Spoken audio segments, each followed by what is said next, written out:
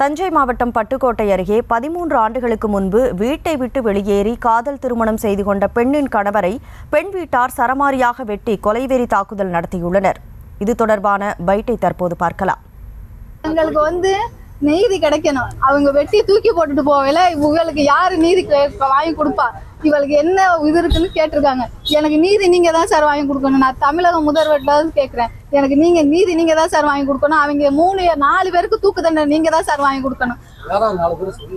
வீரமுத்து, முருகானந்தம், செந்தில், மாரிமுத்து, இவங்க 4 பேருக்கு police arrest பண்ணல. தனிப்படை அமைச்சு தேடிட்டு இருக்கமா. அவங்க அதை மறைஞ்சிட்டாங்க, வேற இடத்துல எங்கேயோ போயிட்டாங்க அப்படின்னு சொல்லி போலீஸும் எனக்கு உறுதுணையா இருந்து எல்லாம் பண்ணிட்டு செஞ்சிட்டு இருக்காங்க.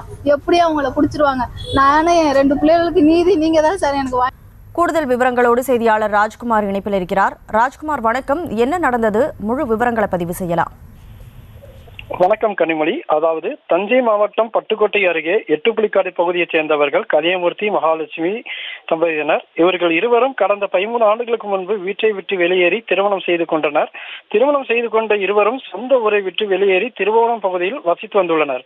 இந்நிலையில் கடந்த 2 மாதங்களுக்கு பிறகு மகாலட்சுமி தனது கணவர் மற்றும் தாய் வீட்டுக்கு வந்துள்ளார்.